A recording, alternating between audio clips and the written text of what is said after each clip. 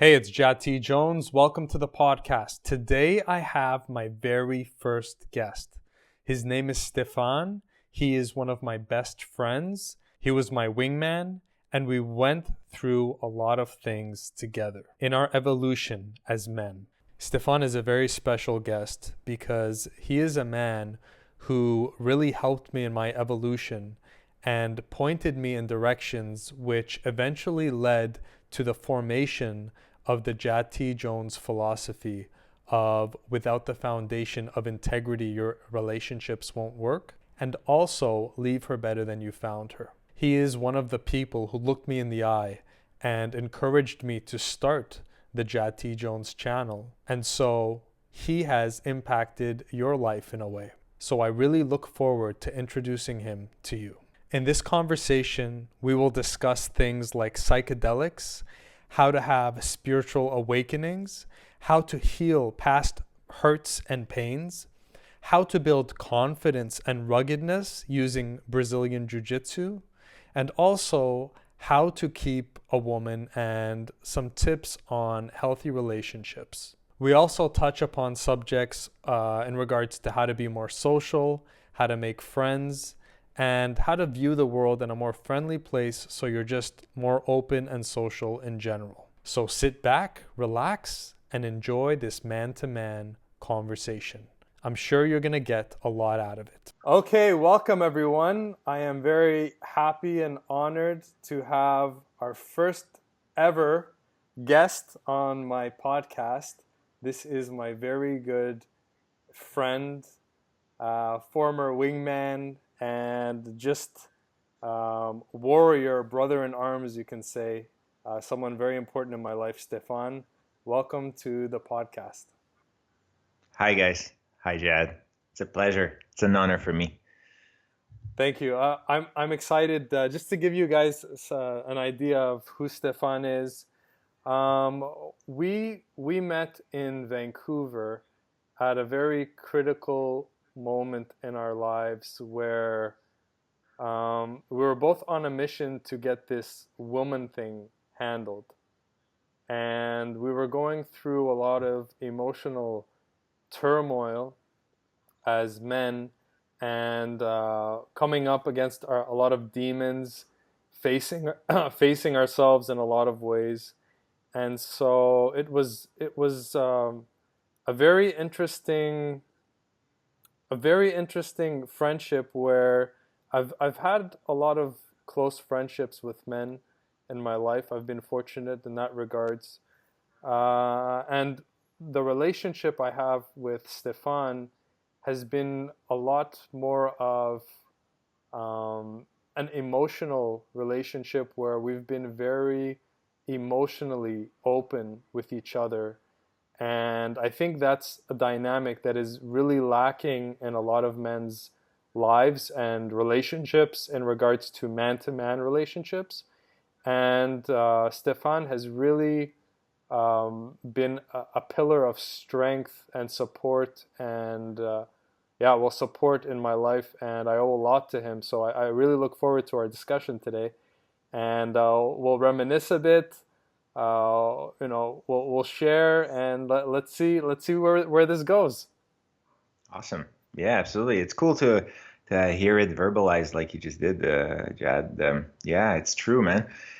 I was recently listening to your to what you want to contribute to your audience by mentioning what we sort of missed from our dads, what he should have told us and may not have had time or the context to do so. And the way you laid out this introduction is, wow, it's cool. It's really cool to connect to it because I agree with you. And you were mentioning that your past was, risen by a very loving mother, and I can sort of see that in my past as well. And I think it's maybe in regard of this sort of a emotional uprising that we connected like we did, and I never really got to sort of sit down and really like think it through. But now that you sort of laid it out like that, it's really, yeah, absolutely. I think we completed each other a lot in that sense, and we connected strongly. And I think that Yeah, probably, from our both recent move, maybe it had to do with, kind of finding someone uh, like that is sort of like filling out a void. You don't really know till you find a good friend. And man, such an honor, such a wild ride, such a wild ride. Wow. Yeah, that's beautiful, and let's address that because I think a lot of men can relate to being raised by their mother and the impact of that. I mean, there are a lot of positives, but there are also some, I don't know if the right word is negatives, but there is also things you battle with. Like so, for example, for me, because I was raised by such a gentle, sweet, delicate, super feminine person, mother. I grew up maybe a little too fragile, a little too, a little too sensitive, a little too, lacking some of that ruggedness, let's say, and then struggling to, bring back the balance. So maybe we should address that a bit and the impact and the journey back to, to balance. Wow, eh? That's massive. That's really massive, and I think it's really foundational. So absolutely, let's dive in there. Wow. Well, to make it the most direct access to what's in my life that could be a testimony to the lack of ruggedness and the lack of manliness in some ways is my love for martial art and my love for jiu-jitsu. I'm rediscovering something that really was alien to me.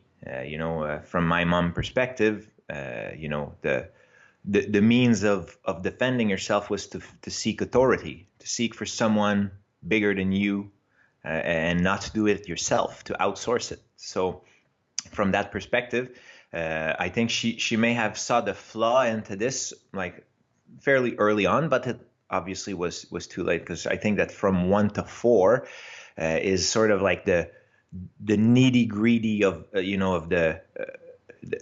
if there is an over amount of compassion and some form of emotion that will transpire in the rest of your lives is in that sort of, it's reinforced afterwards, but it's really in the first 5 years of your life. And as a result of that, karate, because I went through a curriculum of karate for like 10 years plus, and that didn't quite change much.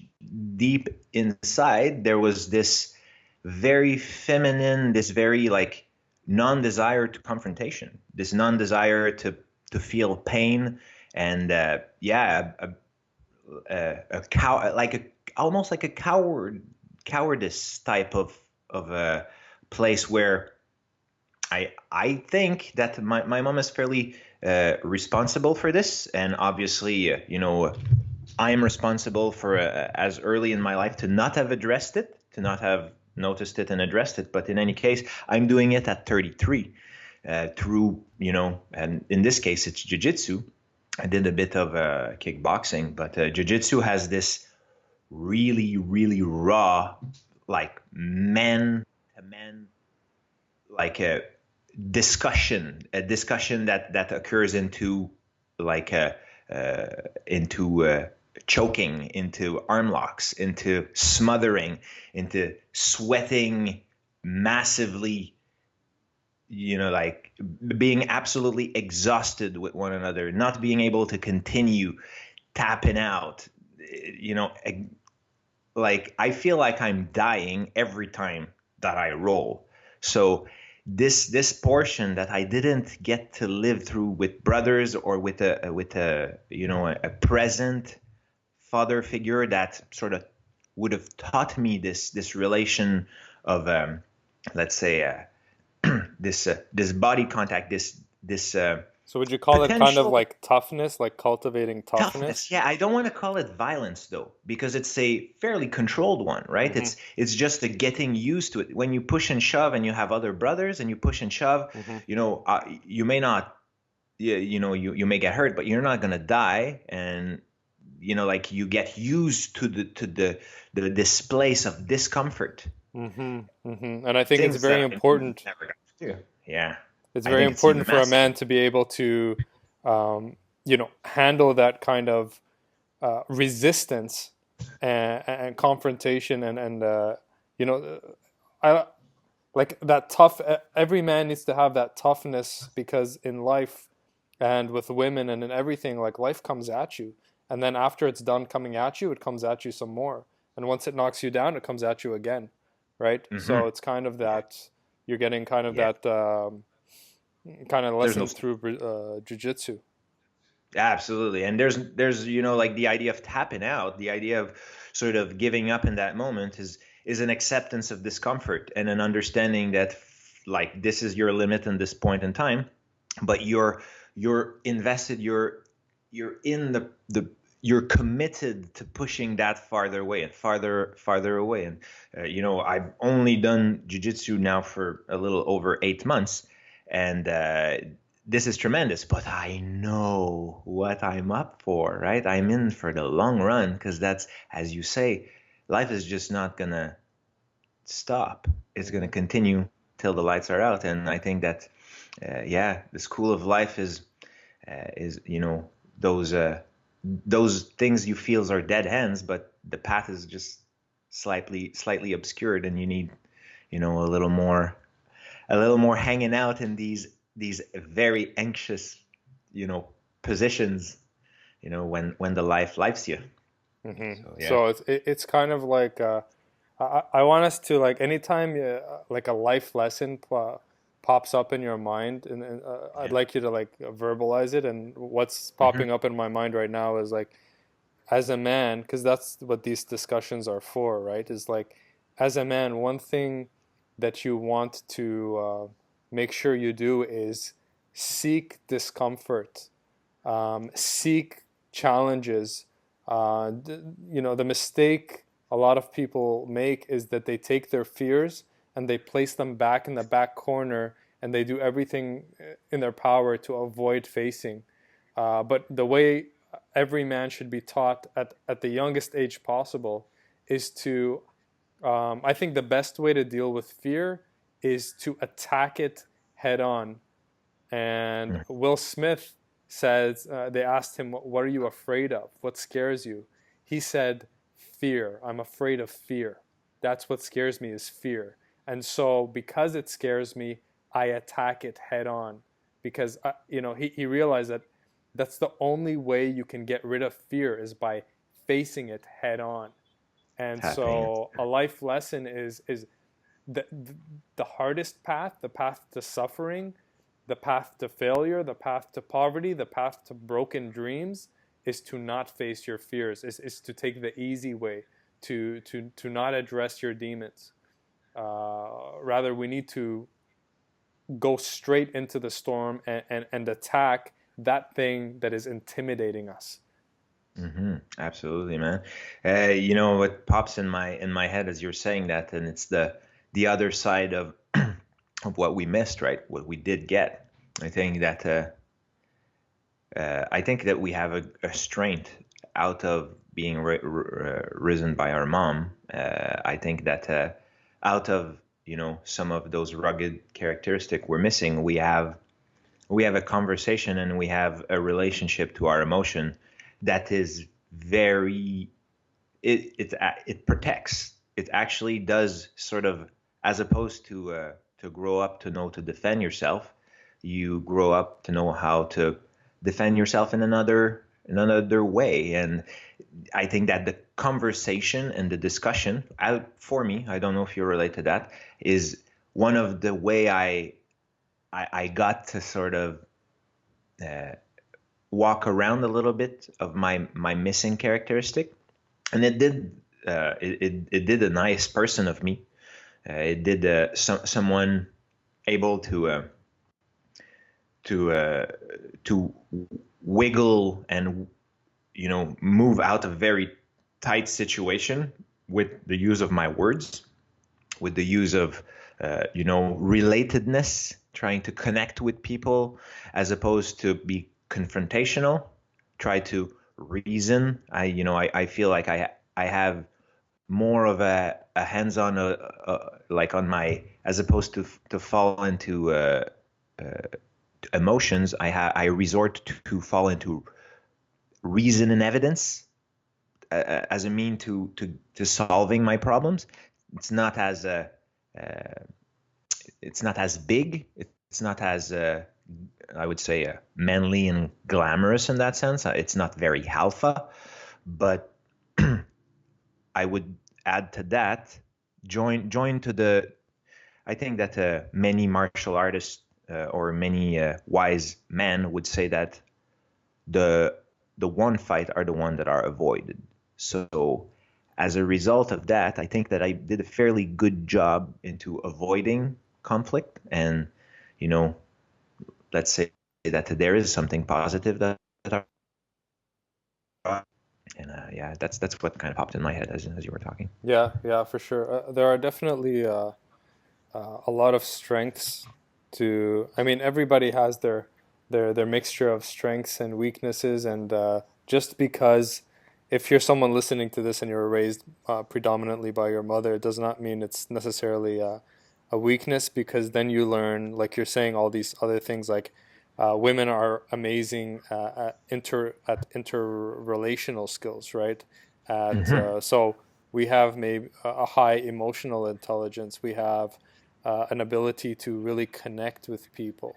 We have an Mm-hmm. ability really to. Both of us are very open in our relationships, and we're very open to talking and working on the relationship and pinpointing, and so Absolutely. there are a lot of definitely a lot of pluses. Absolutely. Pluses is certainly a good way to define it. Like there is no ultimate recipe. There are things that are sort of that work better than others. If you want to cut your steak, you want a sharp knife, but guess what? You can also take your teeth. You can take a variety of different tools. Just might not work as well, but there is no fundamental recipe to anything. You come up with things and then you embetter them as you notice your success, and your success is also derived from how competitive you may be, looking around you, seeing how people are doing well at something, and then you're like, oh, okay, well, maybe I should emulate them because you know maybe what both of my parents gave me is not quite sufficient. Because let's face it, right? Even if we consider the person that had in the best order and the time definition had both of their parents, well, there's also limitation to this, right? There's also they don't know, and their own pluses and minuses from their uprising will marinate their own children. And as a result, maybe the children will need to seek mentors outside to embolden them and to get them to that next level in their lives. And it's absolutely fine. As a result, there is no real sort of absolute recipe. Yeah, that's really big, and that's touching on. Well, there's a philosopher that I follow, Jiddu Krishnamurti, and he says, "Truth is a pathless land," and that's so true. It's like everyone will find their own truth, and it's a matter of following your intuition and staying on purpose. And also, another important lesson is to not follow authority blindly, which you alluded to, and maybe we'll expand on this, and to ultimately be your own authority and always listen to the voice inside your own. Let the voice inside your head be the loudest voice you hear. Always listen to your heart. And in my experience, when I've listened to my heart, it has never led me astray, not even once. Even if everyone was around me was telling me to go the opposite way, I trusted my intuition, and not once has it been wrong. So another big part about being a man is eventually it's important to listen to others and observe, and observe successful people and stuff, but at the same time be your own authority, and come to your own conclusions. And at the end of the day, you need to feel at peace, and yeah, just come to your own conclusions. It has to feel right Mm-hmm. inside of you. Yeah, if anyone is familiar with singing, a little analogy is, you can do a cover song for someone, but it takes, thousands of times on your own to make it, even though it's the lyrics and the words of someone else, you can kind of make it your own down the road after turning over each syllables and, rereading them and saying them out loud and being sort of reappropriating something, tapping into someone's success or tapping into someone's accomplishment doesn't necessarily define them as theirs and theirs only. It just says that, hey, there's a possibility out there to be successful in such a way, and you can make it your own too if you beat the path, the thousand repetition that are needed to get somewhere, to get the mastery, the thousand hours of reading to get a topic clearly in your mind, so that you can ping pong between concepts and an understanding that has been more than just parroting, right? Yeah, yeah, exactly. So I want to shift a bit. I just occurred to me. I was getting the vision of ayahuasca because we're talking about, finding your own truth, finding your own path, and I think that was a mind exploding experience. And so, for those of you, I think a lot of people by now know what ayahuasca is. I'll let Stefan explain it in more detail. But one thing about Stefan is he's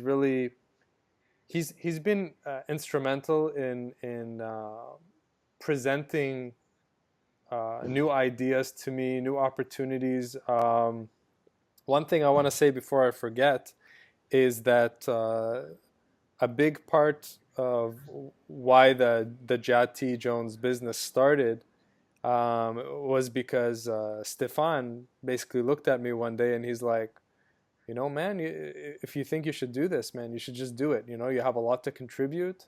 The way you're explaining the concepts is very simple, and he really encouraged me to do it. And there are other things that he pointed towards, which helped really were very instrumental and central in the forming of the Jati Jones philosophy, especially around integrity and leaving the woman better than you found her. And I don't think I've ever like really verbalized that to you, Stefan, but you did play a very central role. So yeah, you guys have Stefan to thank for a lot of for this channel existing and the philosophy of this channel. He was part of the creation of this, kind of maybe unknowingly, but very integral part. So I want to say thank you because I don't think I've ever like verbalized that to you. I Um, have a little bit of a shiver. Thank you yeah, kindly.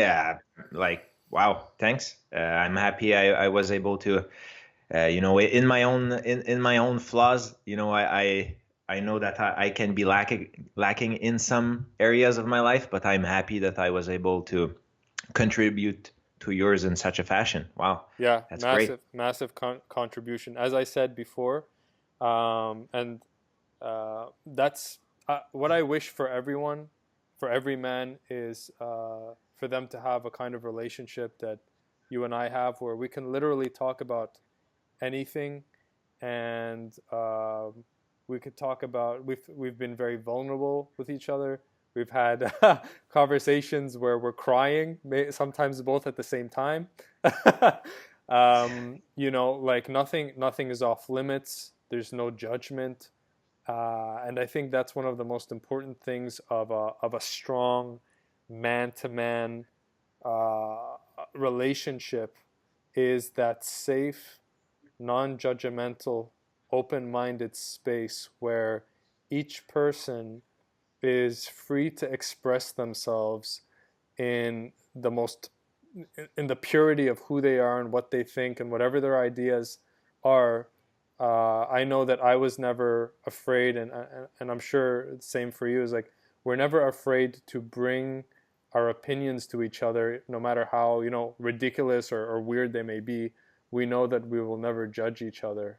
And I think Well, that is a I source think of that what created strength. the judgment is, I think we keep each other on our toes as well. I think there's a place where, we tell each other the silliness of our thoughts as they come through, right?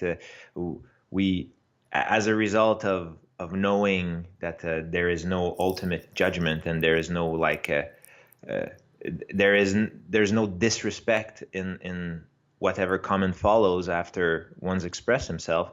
I think that there's still the strength of our relationship is also to be able to tell each other that, maybe you need to think that twice. Maybe The you need truth, basically. Yeah, not yeah, not being afraid to tell your buddy, like, no, that's not a good idea. For example. absolutely. And Hmm. it's a very powerful ground, right? It's an outside sometimes we're embracing our thoughts, and like the saying is, like, we're so close from the tree we don't see the forest, and we Hmm. have a good anchor out there that's like, hey man, why don't you take a few step backs, just to gain context. And maybe we can connect that to ayahuasca. I think that's a Hmm. beautiful segue where let's call them there's a few areas of my life that are outside of the reason and evidence framework, but this one, I will call it my spiritual side, is one that I'm at peace with, because it connects to my hard reality as well, and what it brought me. Could you just Uh, describe quickly what ayahuasca is? sure, absolutely. Let's give some context. So ayahuasca is a South American brew from the Amazon forest that is composed of two major ingredients, which is chacruna leaves and ayahuasca vines.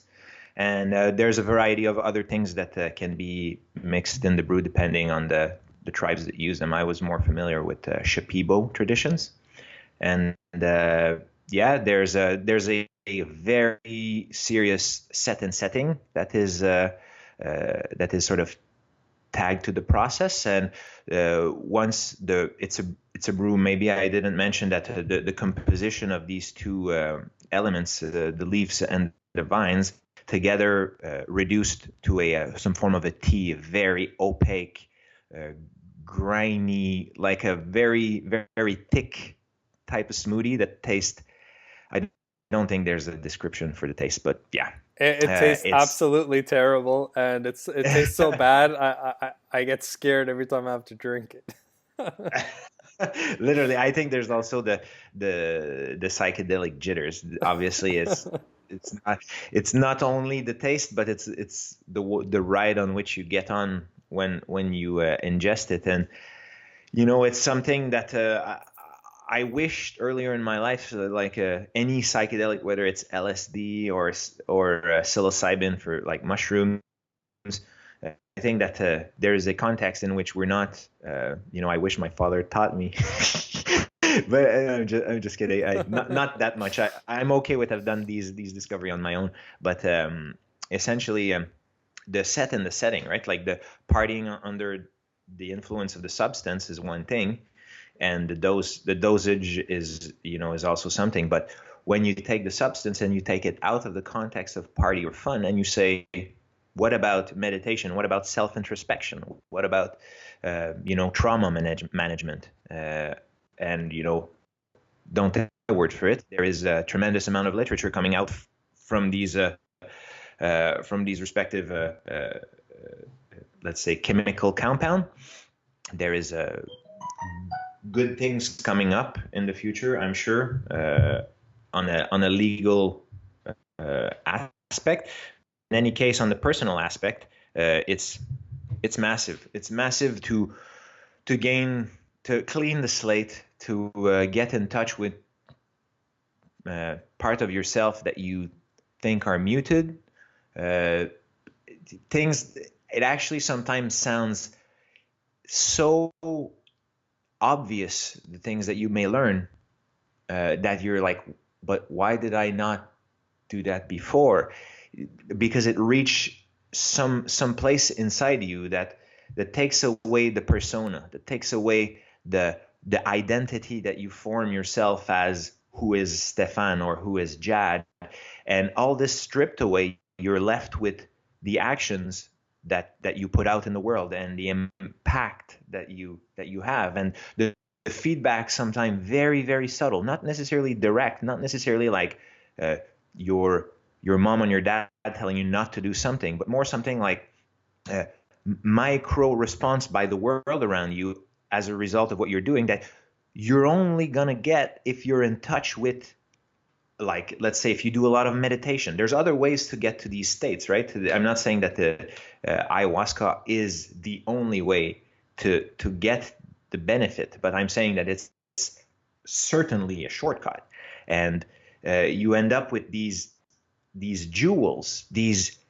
things that are so profoundly obvious when they arrive, but then they're like a rediscovery of the nugget, as a kind of almost like a children. You strip out the old you to gain back insight in the same awe that you were as a child, allowing you for a second integration. It's also about that, right? The trip itself is okay, grand, and sometimes very difficult and nightmarish, but ultimately it's what you take out of it.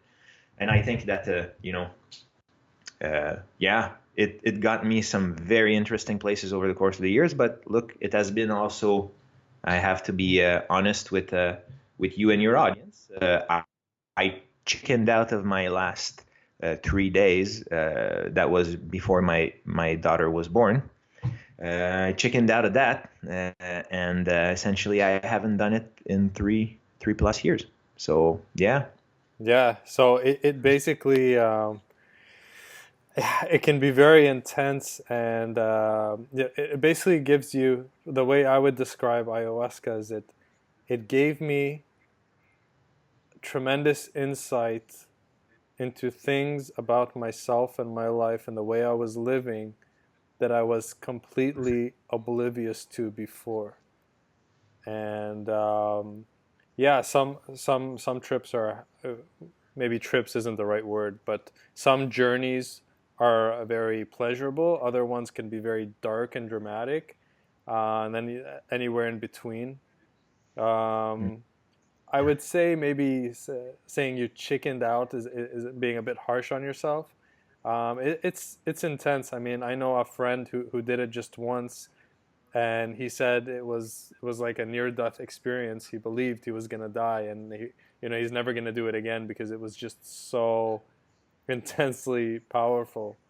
Yeah. For me, I did it. I had the pleasure and honor of doing it the first time with you, and for me, it was just an ecstatically wonderful, joyful experience where I remember we were sitting in the dark next to each other, in that room full of people with the chanting and everything. And then I just looked over to you and I was just laughing. And I think you asked me, like, how was it? And I was like, bro, you have no idea. Like, I just wanted to talk and just, but, I kept to myself, respecting, everybody's, you know, space. And yeah, I just felt like what happened with me with my mind is my mind sped up to like what felt like the speed of light. And I was just having like epiphany after epiphany after epiphany, like boom, boom, boom, boom, boom, boom. But each one was like a complete epiphany. So I just felt like I was getting the answer to the universe, and I was just seeing everything, and it was just came together like this beautiful symphony. And it was one of the most beautiful, profound, wonderful experiences of my life. And it really allowed me to see also uh, some truths about myself where I had hurt people, and I had been unknowingly incredibly selfish, and neglecting some people in my life. And after that trip, I actually went around and apologized to a number of people and made things right, and let them know how I was so unconsciously selfish. And I acknowledged that, and then I gave gratitude towards those people and made a commitment to to value them and not be selfish and so it's crazy, man. It's just Yeah, it can it's be big. life changer. It's big. Yeah, it can be life changing. Absolutely. I think it's fundamentally people that get closer to ayahuasca. I think is truer. But in any case, psychedelics are scary, and in order it takes courage to jump into them. And I think that in the correct setting, yeah, it's certainly life changing if you let go, right? If you ride the ride, and then basically the setting also includes discussing what was, because it's very ethereal, right? It slips out of your fingers very quickly. Yes, I don't know if sir. you remember. I was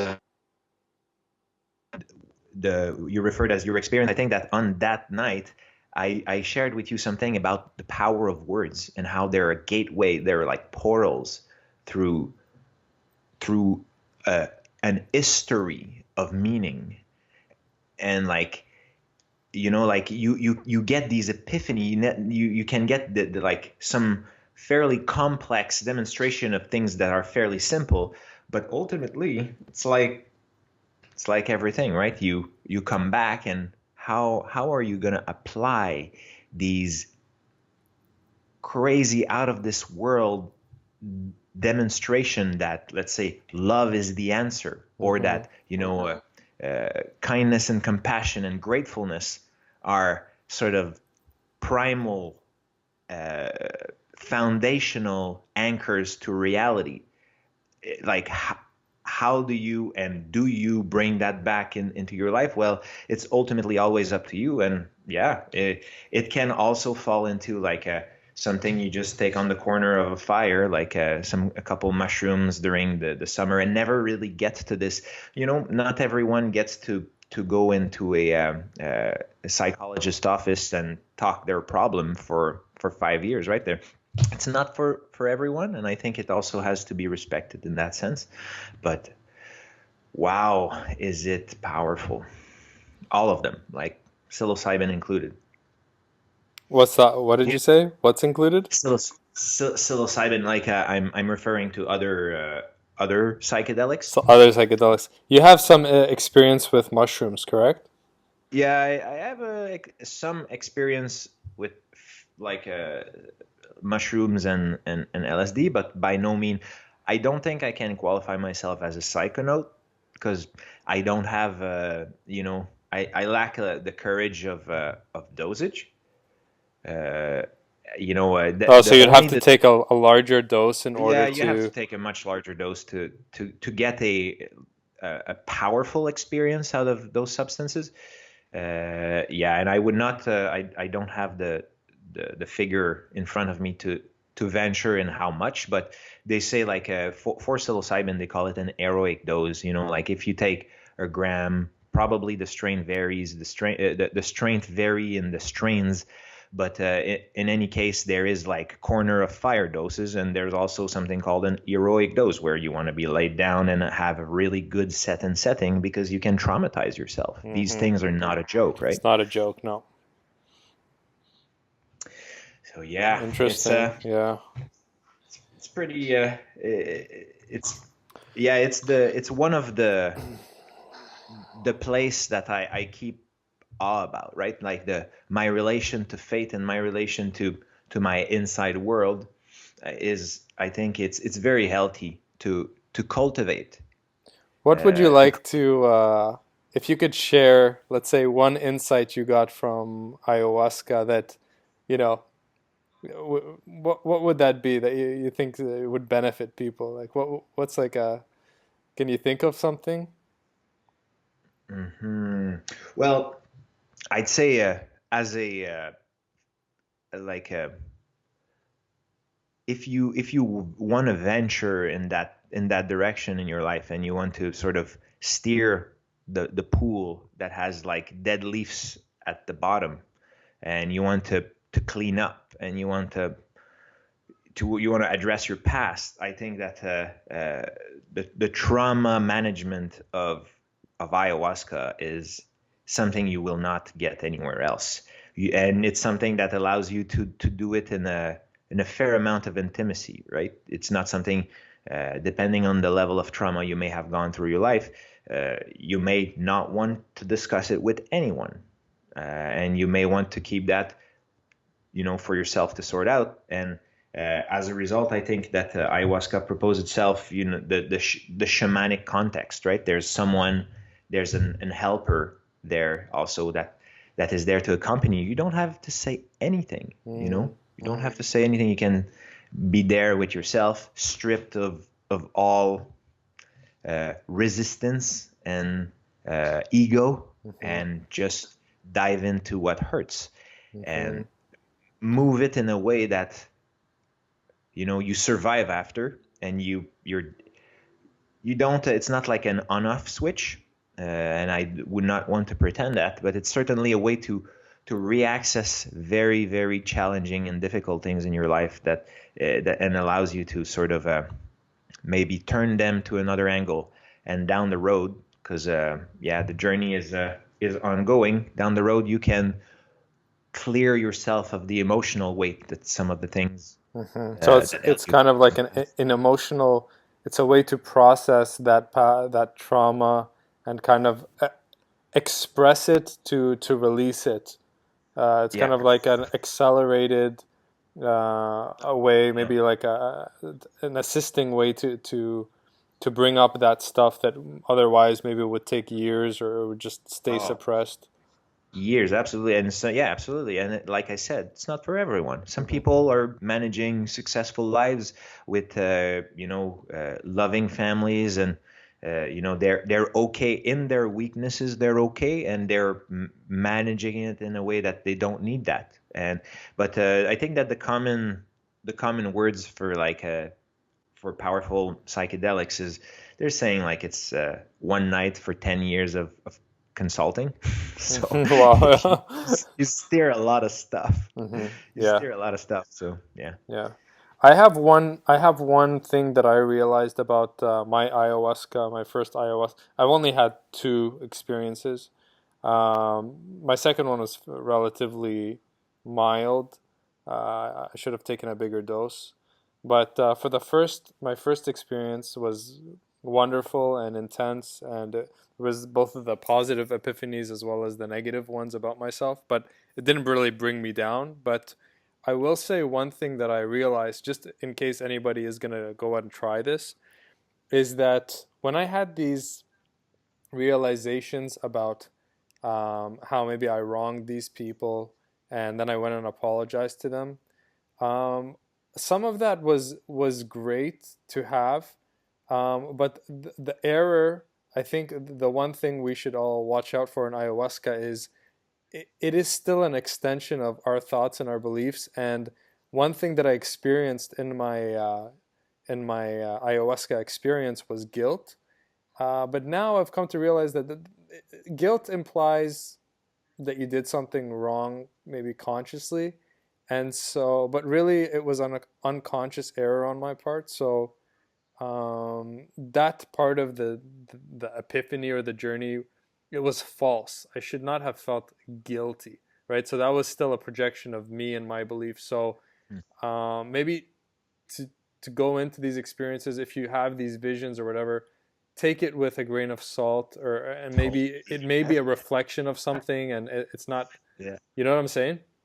Absolutely. It's massively important that you yes, for sure. And like you're still in an altered state of consciousness. I've like when we say like when you see fractals and colors and all these things, as you realize that you're maybe eyes closed. It happened a few times that tracers when you have eyes open, but hallucinations and things that you may see during, like, they are not part of reality. They're occurring in your brain. So you need to take everything with a grain of salt that will come out of your brain. And silliness, you turn your subconscious upside out, right? And like silly names that have nothing to do in my life, things that are fundamentally quite silly that have no grasp in any teachings occurred, I don't want to say for any length of time, but it's take some and leave some.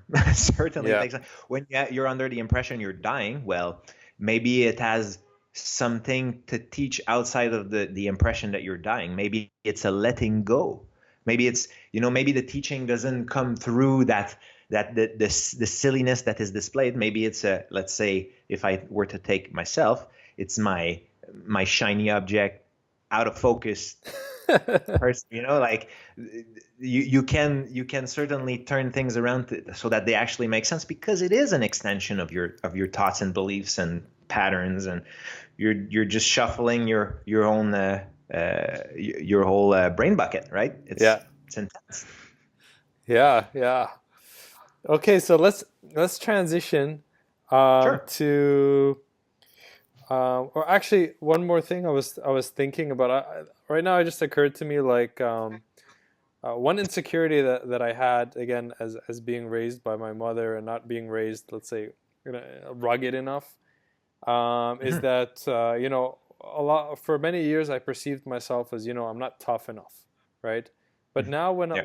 when I'm thinking about this ayahuasca thing, I see that, like I have, you and I both, uh, and this type of person, if you will, that goes towards ayahuasca, is like, this is the type of person that isn't afraid of facing themselves, and I think that is one of the toughest. If you want to know how tough someone is, just see how willing they are to face themselves in a state where they are what I like to call spiritually naked, right? And that's true toughness. So if you're listening to this and maybe you don't think you're that tough or whatever, if you're someone who's into personal development, into having the, Introspective. yeah, introspective, into having the courage to question yourself and, hey, how can I get better, and to acknowledge that you have weaknesses and where are my weaknesses, and then let me work on myself. That is actually, I think, one of the one This of the is the most. main factor that absolutely, Jad. Sorry to Right? cut. Like, No, it's go just ahead. so it's this is the cornerstone of a better world, being turned towards your own action so that you fix yourself first Hmm. is tremendously courageous, and Hmm. never like, obviously take action, but never underestimate the power that you have and the insights that you have, and the grandness as a person that you have if you're introspective and you're interested in being better. Like, this is how the world's going to get better. It's not by trying to do that externally to others, right? It's like, it's really the A, and then we can follow through Z afterwards. Yeah, sorry to cut you off Yeah, there. no, no, no, totally. And what you're saying is something that the philosopher Jiddu Krishnamurti says is basically, we don't need an outward revolution. What we need is, all you need to worry about is you have an internal revolution, right? And then you will change the world, right? And if you think about, let's say Gandhi, like the power of one individual who gets to that place where he alters his consciousness, or reaches that place, the impact one person can have, that can the revolution starts from inside, is what you're saying, right? And so if everyone just Absolutely. takes ultimately, it's and that's another hallmark of being a man, is taking responsibility, right? It's like, you work on yourself, you take responsibility for your own consciousness, and Mhm. as a result, automatically you're going to impact the world in a positive way. Uh, Absolutely. yeah. The one a person that I've been following, not so much recently because he's fairly busy and in other stuff, but let's say for the past, let's say, a year and a half, I believe I talked to you about this guy, but he says, clean your room. Jordan Peterson. It is ultimately, he says a lot of stuff. I would say I don't agree with all of them, but one thing that he does say that is massive, and that connects immediately in what you just said. And it's fix your own room, fix your immediate environment, and then grow bigger. Don't try to change the world if you're not able to have your own micro environment in order, and then after your own relationship in order, and after your own relationship, your own community, and so on and so forth. Man, should I I should take more of that advice. Yeah. Oh, we all should. That's why I mean, Yeah. all these things, it's not that we're talking about new things so much as everything is a reminder, right? Yeah, A so much. reminder, a call to action. You know, we're all Yeah. striving to live rightly, as they say. Yeah, absolutely. Yeah. So uh, I mean, part of like it's it takes courage to face oneself honestly, and the difference between let's say what I define as a man versus a boy is a man. You can measure a man's strength and power and to what degree of a man he is by how willing is he how willing is he to face himself honestly and not hide behind anything, and not in regards to other people but in regards to himself.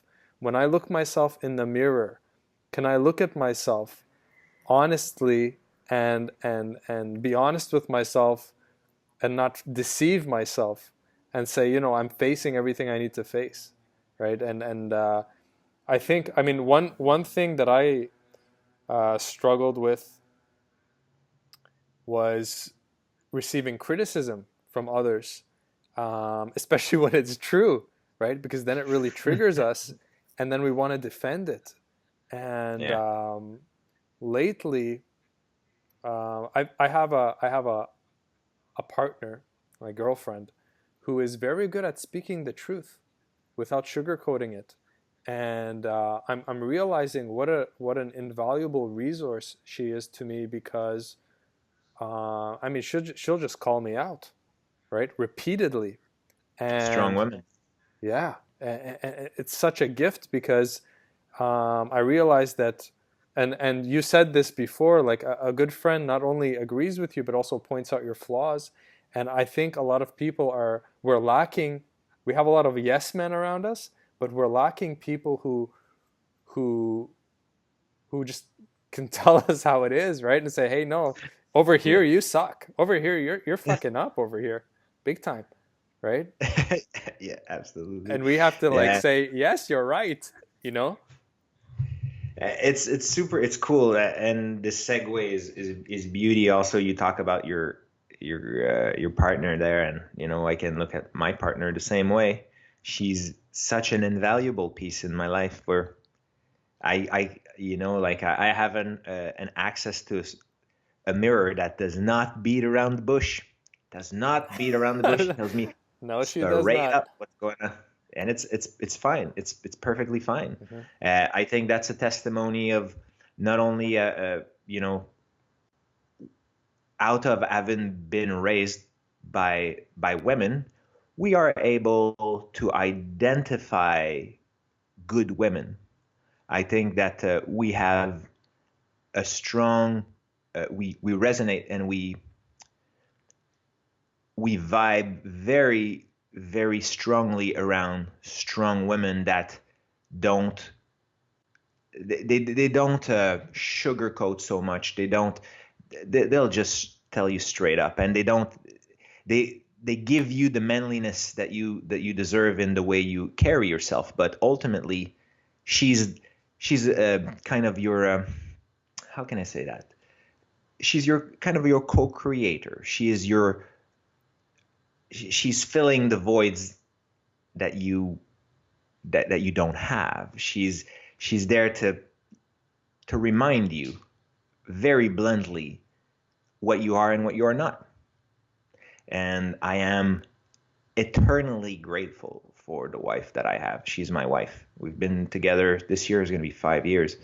And yeah, there's really little words, and I'm not saying it's easy. It's never about being easy. It's really just about being she's she is yeah, she is very important in my life to a degree that words like difficultly fills out the Which is rare for you. yeah, it's rare. Throwing out of It's rare. words. She's good. That's, She's good. She's good. that means a lot. That's wow. Yeah, Yeah, this is an interesting segue. I didn't think we were going to talk about this, but let's address this in sure. regards to being a man, being in a relationship, what kind of woman to look for, what role women play in men's evolution. One of the reason I love this whole women thing, this topic so much, is like I think some people think that I do this because I want to teach guys how to get laid, and that's such a stupid goal. I would never dedicate my life to such a stupid undertaking, right? Women are the one of if not the greatest spiritual growth tools for a man, because women are our mirror. You cannot hide in front of a woman. That's where I got this term of spiritually naked. If you want to go on a spiritual journey, if you want to know thyself, if you want to rid yourself of every single weakness about yourself or whatever, just go and face women, and you can't hide from them, and so you will have to address everything. You will have to evolve because they will see everything, right? Yeah, it's beautiful, man. Like I think that's where you come in, Jad. I think that's where you tap into, making men understand that the best access to being better men is by going to talk to women, and ultimately they're gonna find out that they need their life in order, so so that they first are attractive to women. Second, they can push the interaction farther than just a night, not to be fake, not be, yeah, as the topic being strong women, right? Yeah, there are weak men and there are weak women's, and you can, manage around a weak woman, and you can convince her of things, and you can, throw magic powder in her eye, and like, but I guarantee you, I guarantee you, that's not gonna hold for very long. She will find you out, and she will probably unbuild you, because their ability to see through you over time is just, I think it's an evolutionary aspect of this interaction we have between men and women. We're completing each other in a massive way. It's a big topic, and there's a lot of politically correct type of things going on in the medias, and I think that's yeah. I have gravitated around strong women, and strong women, they they don't, though the strong women I knew didn't need activism to be strong. Maybe it's another part that I'm not connected to, that I don't understand very well. But strong women to me are like, in a way, like strong men. They get things done in the definition and the organization that is sort of given to them with their skills, aptitude, and emotional baggage, and all of the difficulties and the complexity of dealing with our minds and our conscious minds and our subconscious mind as men. We have to not fool ourselves. It's just as hard as a woman. So I think that strong women will deal with the complexity of life in their minds, all the while expressing themselves with strength, and expressing themselves as a mother, expressing themselves as if they happen to work as good workers. There is no discrepancy. There's no ultimate discrepancy between men and women. I think that we're all our own equals. I think that women can be strong in their ways, and men can be strong in their ways, and coming together, we're making something stronger, like a co-creation. Hence the word I used earlier, co-creation. That's kind of what I mean. Exactly. So yeah, we're both contributing to each other. We give women, we ground them, we calm them down when they get to, caught up. We Yeah. can be kind of like that grounding place because they can get very like swept up with their emotions. We can bring some logic in if they're too, so we both contribute to each other. I think so. Yeah, and I mean, to me, what I see is like women are a constant challenge, right? It's like in a relationship, and I think this is important because again, men don't talk about relationship enough. So let's talk a little bit about after you get the woman, like you said, that's really what separates the boys from the men. Can you keep a woman, right? So in a Yeah. relationship, what you need to know, guys, if you've never been in a long-term relationship, is that women are a constant challenge. They present a constant challenge to you. And I'm not saying that in a negative way. I'm just saying that they are, it's like a constant call to action, a constant call to, elevating your game. She will not accept you to stay at the same level you are when she met you. She'll be constantly calling you to greatness. She'll be constantly calling out, for you to reach your potential. And so you can never rest with a woman. I mean, it's they keep you on your toes. Certainly. It's And I crazy. think those sort of the team also that keeps a man together, or, like the assuming that you got it down, and assuming that you're done, and assuming that like this, I got the girl, so now I can just, wow, what a lie, what a lie. Don't get caught into thinking that once it's done, it's done. You may think it's the case, but you will find out that there's a dragon growing in your house, a dragon that will just at the beginning just take a little space, but very, very shortly you'll see that it's taking the room, and eventually the roof will have to come off. It's not going anywhere. If you seek mediocrity, it will breed dangerous, dangerous long-term problems. So I think it's a good sort of a good instigator for constant improvement, like you say. It's if you're in tune with your girl too, right? If you listen to what she says, if you listen to the cues of what she says, I think that there are some relationship out there that are on the cruise control, and maybe that's also part of the reason why people love to give up more than they like to push forward, because it's easier to give up.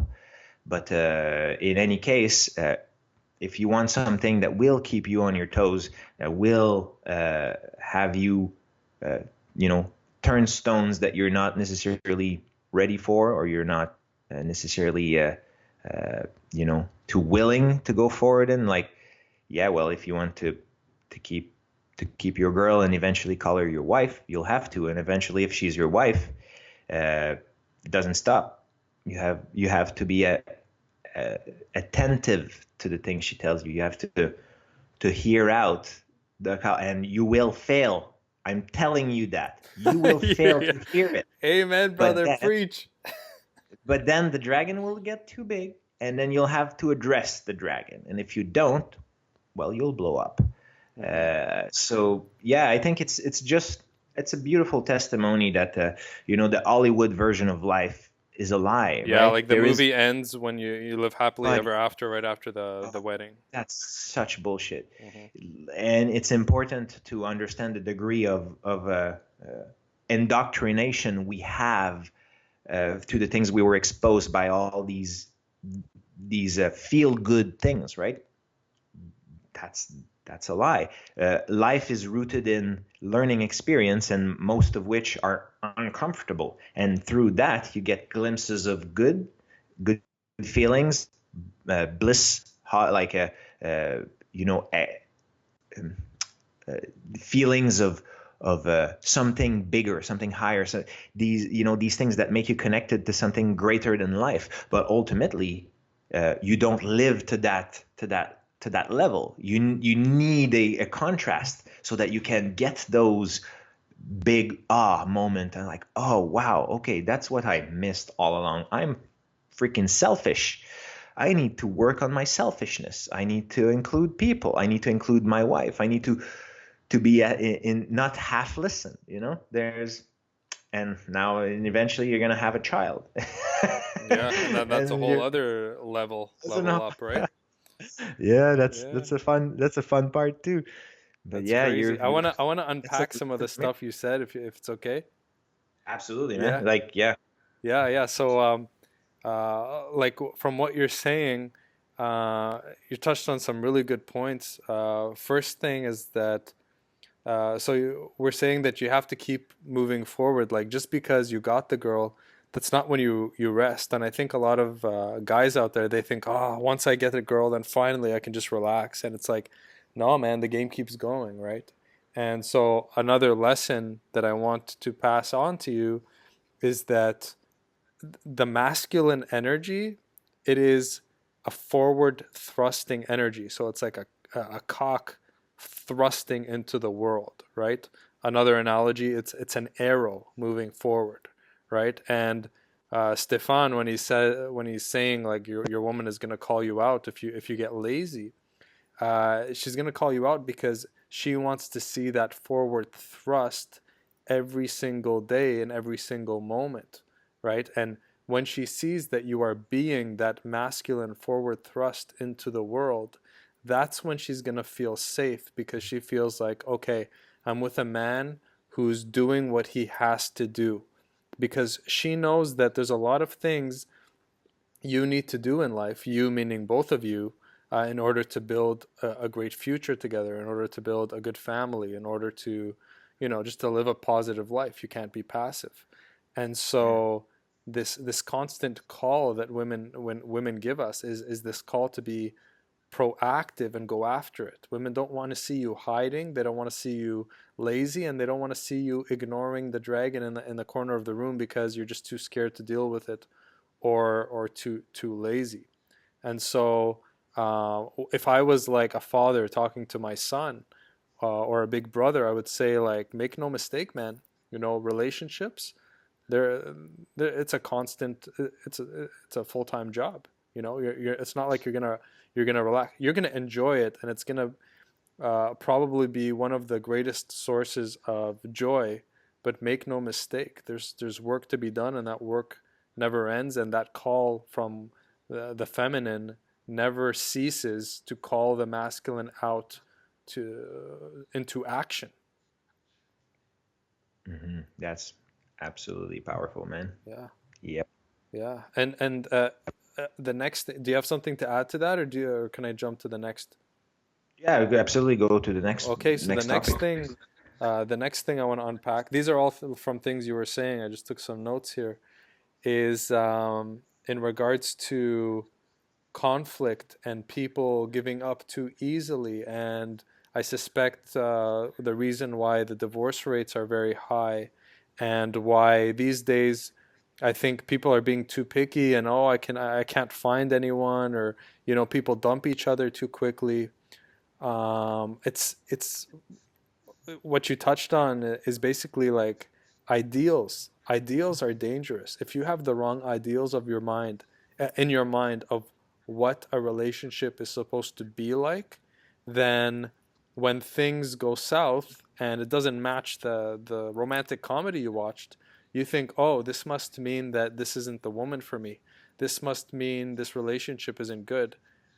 So what I want to share with you guys as a 38-year-old male, and Stephane, you can add to this if you want after, is that in relationships, you're going to have a lot of conflict. You're going to have a lot of arguments. It's going to be up and down. Like Stephane said, you're going to have the rosy heavenly days, and there are going to be times where it's going to feel like hell, and like, oh my God, and you might even look and be like, wow, did I make a mistake? Is this person wrong for me? And it's this roller coaster. But one lesson that I did not know when I was younger, that I know now, is when I was younger, I had this arrogance about me where I would have this wonderful, beautiful girlfriend, but then when she did not live up to my ideals or she did not act in the way I expected, what I would do is I would break up with her. I would replace her, right? I would, you're not fitting in perfectly to my mold. Okay, next, I'm going to replace you. And that is not, it's not how it works. That's not sustainable. And I think that's a That's problem not the with, word I was thinking. yeah.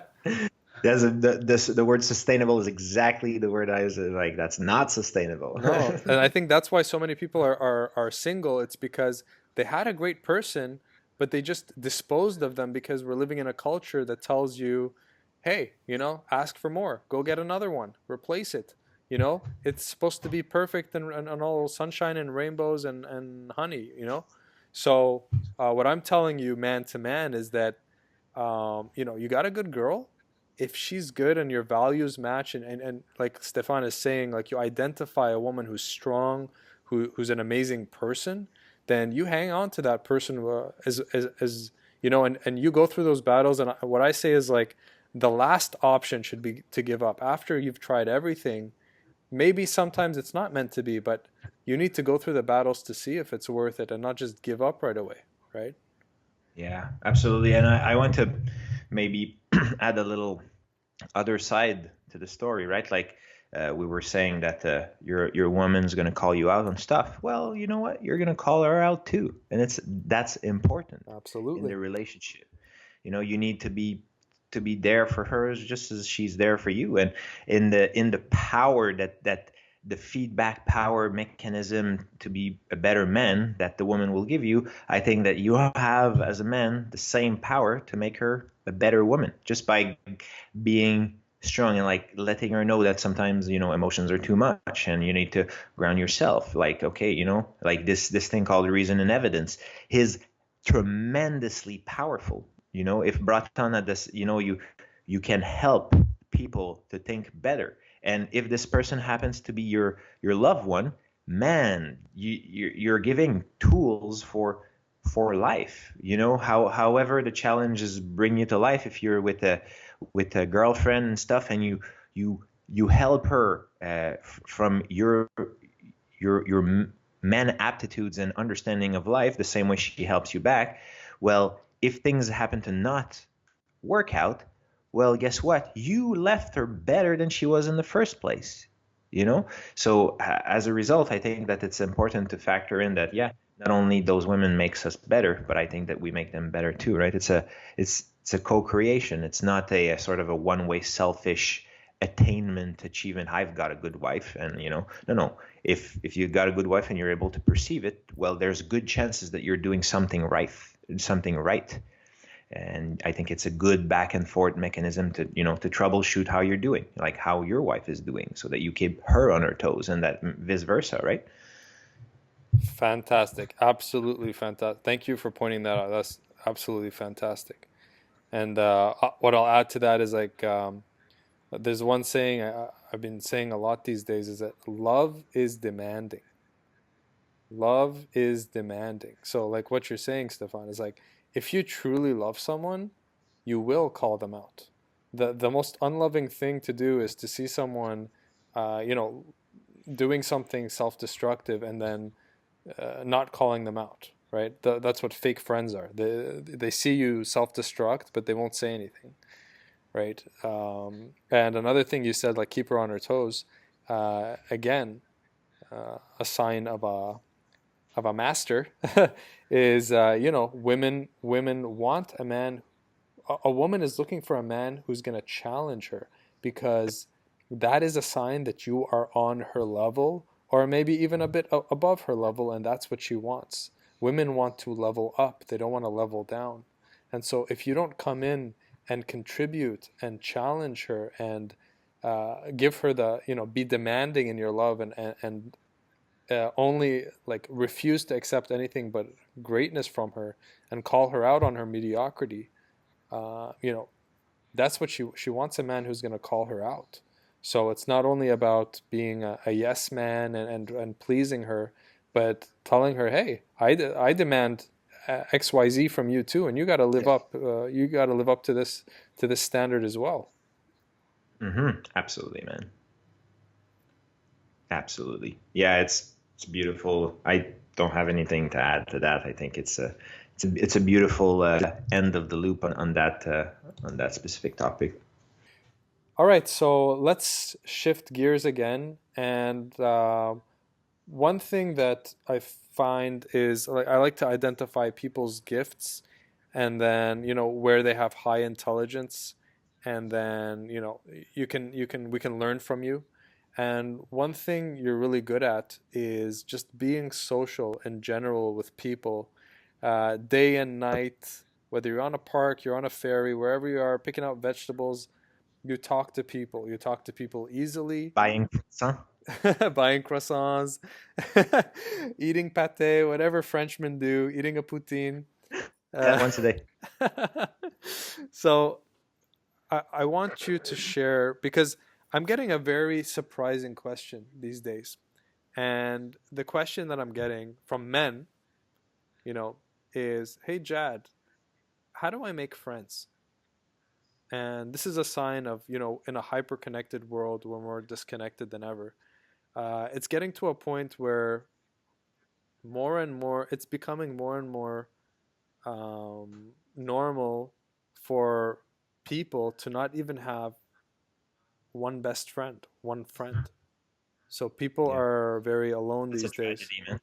Yeah, it is. It's very sad. And so I'd like to just touch on, how do you see the world in a way that allows you to be so social and able to talk to men and women anytime, anywhere, in a way that you're just relaxed, and you're just doing it kind of naturally. Well. I'd say let's pull back a little. I think that it certainly has to do with my uprising. We're talking about being risen by our mom, but I think that also I think that I was a social kid fairly early, and I I seek validation a lot through my ability to connect with groups of people. Hmm. Like I remember back in kindergartens, like drawing laugh from the class attendance with the parents and all. Like it just brought me such a strong validation, such a feeling that I wanted to feel again pretty early in my life. And I think that as a result, it got me interested. It got me interested in what people taught, what people thought in their minds. And I also got a little obsessive with communication and words and discussions and talking. But ultimately, how I carry my days and why I see a reason to talk to everyone is I think that everyone has something to say. I think that everyone has something that, from their perspective in that moment, is worthwhile sharing. And I got it sorely wrong a few times. I got it. It's funny. Like not so long ago, I was in Kamloops, something very ridiculous, and I was near I would not say probably slightly defavorized part of town, and I was just dressed up as a worker, so I was not standing out in any way, but there's this guy that sort of shifted from a commerce to another commerce, and I looked at him and just like with a smile said hi. And then he's like, "Why are you even telling me hi?" He probably thought I was a faggot or something like that. But you know what I mean? Like you in that sort of outward going thing, you have also the failure of it. It means that you're not necessarily attached to any conversation, all the while you give it a try, you give it some value, you're intrigued, I curious. really like that. Curiosity is massive, and I think that like I love superstores. I love places Love where you can buy food. superstores. That's You know what I probably mean? the most random thing you've ever said. But you know what I mean? Like Safeway Superstore, I'm discriminating. Sorry, but Okay. in any case, I love places to buy food because they're a place where you get such a wild variety of different people, and you can know fairly well the people you can talk to and the people you can't talk to, and most of them ends up as just being like a hey hey, and sort of walking, have a good day. But on other circumstance, you end up being seated outside a sushi gig, and uh, you know, two girls go around, and you end up striking a conversation you know, about something that you're intrigued in, and you end up spending the whole next couple of days with them. So Yeah, a it whole starts couple of from days with them, curiosity. and someone goes on a French kissing marathon with one of them. Where'd you go? That was hilarious. Yeah, so I think that curiosity is sort of the spark, but Mhm. other than that, there are some ingredients that I cannot put on people, right? There are ingredients part of So my you would composition. say, so are you're genuinely curious about people? So in a way where you look at someone and you're genuinely interested in getting to know them or hearing what they have to say or just discovering what kind of Yeah, combination of human they are. And so you're like, this is interesting. Let's see what comes out of this one. Is it kind of like that? absolutely. Absolutely. And you wonder how someone will carry themselves, and you end up with sort of like ideas on how people are social as well. Some Hmm. people are, very closed up, and you kind of learn to calibrate that in their body language. It ties back to a lot of what PUAs study into like social behaviors that are, you know, enough of patterns that they can be, you can fit a descriptive, a definition, and try to do it like sort of purposefully, the same way a comedian would try to socially engineer his act, right? Hmm. So yeah, in any case, that's also uh, a powerful tool, but it has its negativity, right? If we all remember The Social Robot of Neil Strauss, it's true.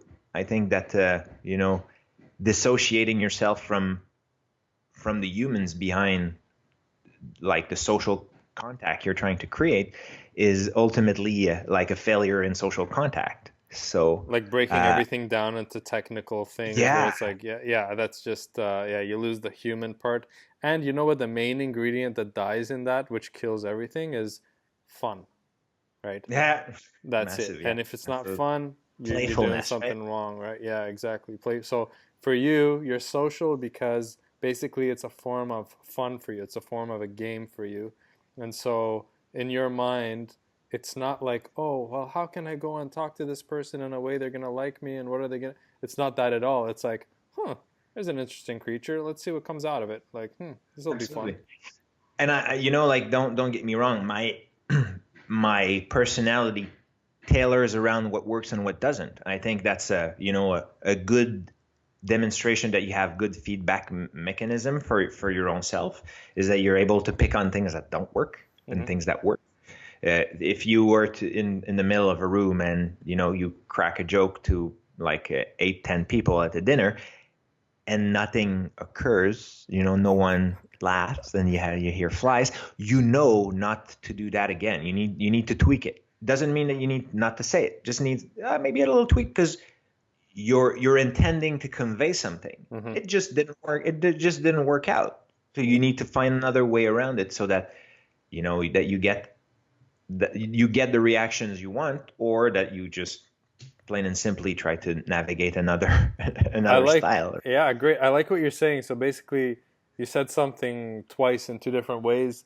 You said the same thing. Is basically you're not really attached to if it works or not. You're not attached too much to the reaction.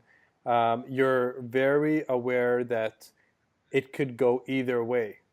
Whether you're Mhm. saying hi, whether you're telling a joke to a group, whatever it is, when you're socializing, it could go well, it could not go well. Sometimes it's gonna fall flat. Sometimes it's gonna, it's gonna go well. And the analogy I give guys is like, um, if you want to, it's American football, right? Like if you want to play American football and you tell me I just want to score touchdowns, but I don't want to get tackled, how ridiculous is that, right? But that's what we do every day in socializing. They're like, well, I want to go and become social, but they're unwilling to look foolish. They're unwilling to take risks. They're Yeah. unwilling to put themselves out there. They're not open to this other side of like, shit, you know what? Sometimes it doesn't work. Right. And so Yeah, with it doesn't. you, it doesn't impact you. You're just like, oh, okay, this is part of the game. Well, this I would say, to get somewhere, you need to start somewhere, Hmm. and it was not always like I didn't care. Yeah. Sometimes it ruined my nights. But to give you and I'm sure that some of your listener will probably remember that canned material excerpt. I will. It's just such a funny story that I'll say it again. We were into a party with Jean-Michel back then, and you may have been there. I'm not sure, but in any case, we're in maybe like a two girls and a guy, and me and Jean-Michel type of set, and we're Okay. discussing, and I sort of, like a good apprentice PUA, I identified the ringleader in the girls, and I'm like, check this girl, and like next thing you know, I go like dead silence, and I look at her. I'm like, so if we were all otters, you'd be the one going, or. I was there, bro. That was at the house party. That was terrible. I was like, Oh my God. dead Did the silence, group shut down? Oh man, and like body language, like everyone except obviously you and Jean, bro. Oh everyone my, turned their shoulder away it and was like, oh, hilarious. I'll never forget. It's because it was a small house party in this like fancy loft, yeah. and we were talking and stuff, and then you came in and you said that, and in your mind you were delivering it really well, but even I remember it's like the way you delivered it was just so like you didn't give So like it just didn't make pretentious. sense if you didn't know it. If you didn't know the routine before, it just oh man, it was hilarious. Yeah, it was pretty That was bad. a fail. It was a fail. Guess what? I never said that again. Oh my god, that was so funny. Why So didn't can that material work? be aware? Why didn't that work, bro? I said exactly what I had to say. Well, there's more to it, I suppose. Oh, Yeah. So I would say, and like me, because of the sort of the my conversational aspect, I did okay in bars and in loud environments, but literally my comfort zone is day game, right? oh yeah, Was bread and butter, was day man. game. Day game king right here. We can't sit anywhere without you picking up some girl, like at the park. And I love how this is not really relevant, but I'd like to share it. I love how, and maybe you've never heard me say this, but I've said it to a lot of like the guys I coach. How we'd be sitting somewhere, let's say in a park. There's this nice park in Vancouver, Kitts Beach, where there's a grass area, and all the cool young people hang out there. And we'd be sitting there, and then there's some girls next to us, and then Stephane would just be like, "Excuse me," and then he would ask them some question, and then they would just kind of give the cold shoulder, and then he would just keep talking. And then he would go over, and I'm just like, dude, like, this guy, he has no chance. Like, dude, just come back here, right? And then eventually, boom, he gets the girl. He's going on dates with her. He gets the girl. Like that happens so many times where you're just like, yeah, day game all up and down this motherfucker. It worked out. It worked Worked out. out very well, very many times. Okay, so let me end with this question. What man to man advice would you give a guy listening right now that you think would help him out in his life navigating through this world as a man? I'm tempted. I think there's a couple of them if I were to, sit there and talk for half an hour. It probably a couple that would sort of come out, but the one that is crying to me right now is really the thing that I've been into for the past 8 months, and what has brought me so much joy and so much confidence and so much of something that I've didn't tap in, that I spoke at the beginning of the podcast is jiu-jitsu, is this how do they call that, rough and tumble aspect of a man-to-man interaction that severely missed. And I invite anyone, I'm saying jiu-jitsu, and I don't want to specify any, derived like schools or popular one.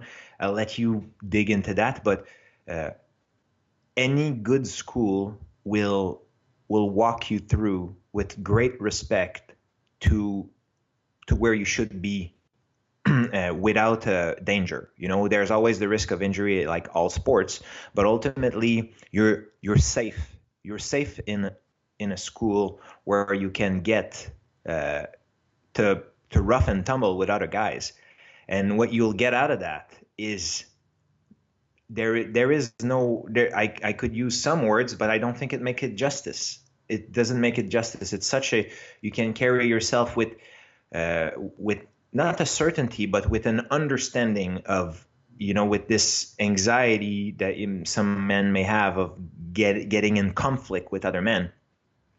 You have a better clarity of things and how they can go. You have a better understanding of your own body, and you have a better understanding of other people's body.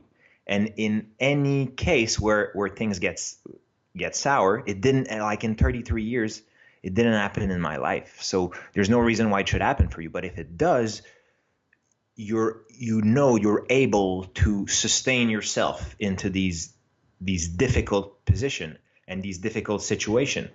And I can guarantee you that 90% of the people out there don't.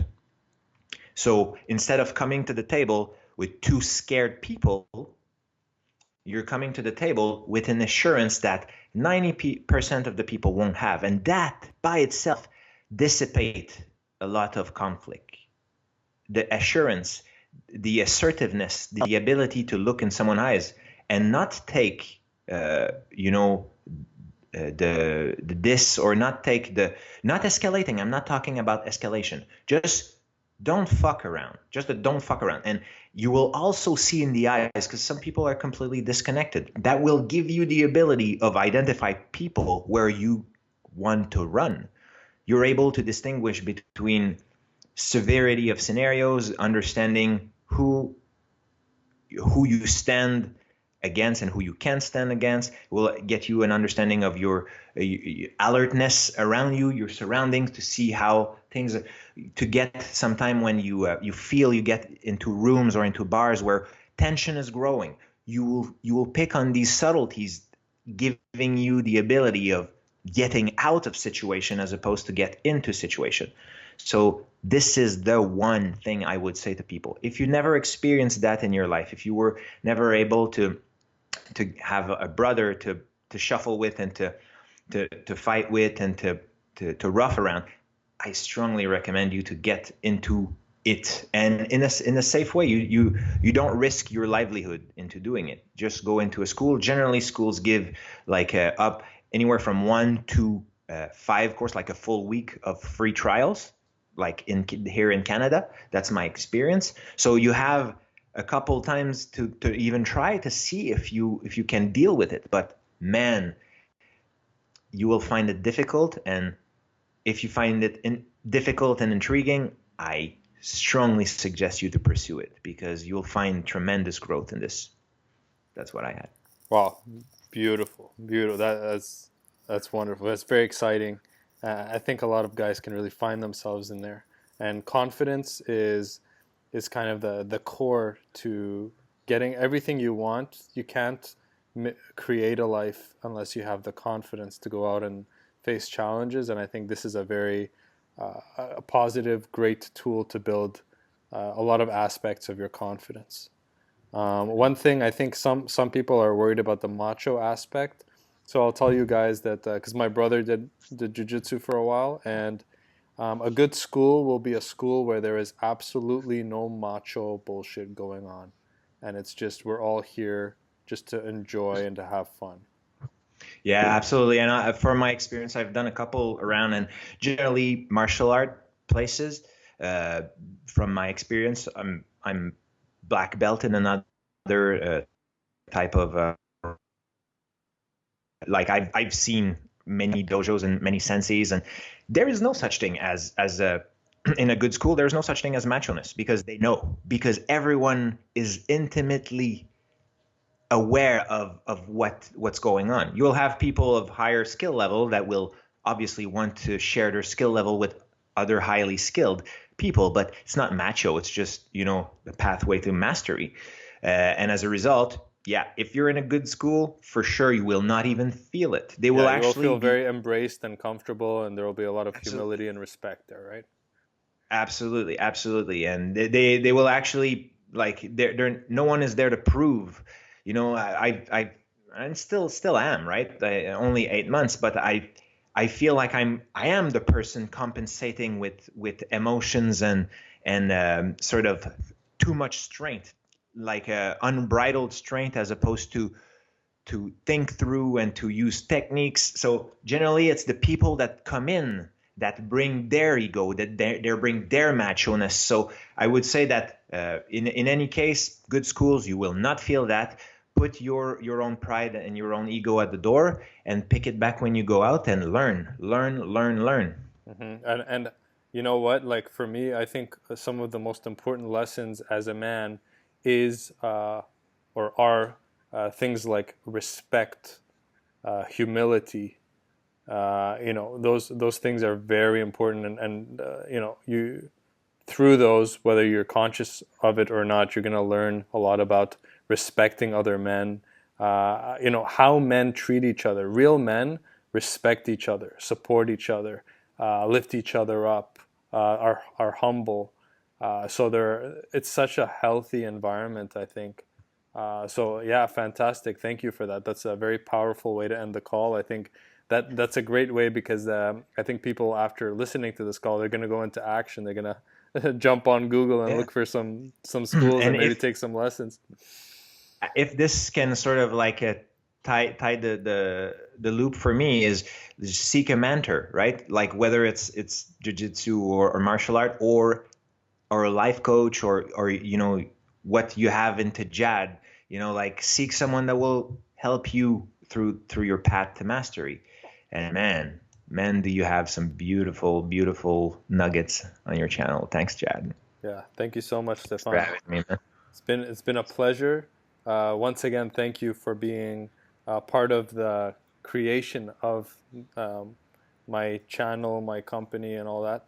The philosophy, and you have indirectly impacted millions because the videos have reached 12 million now views. So you have had an impact on a lot of men, and I look forward to having you as a guest again multiple times in the future. Jad, it's an honor. Thank you, man. The pleasure. Thank you, sir. Take care. You too, bye. All right.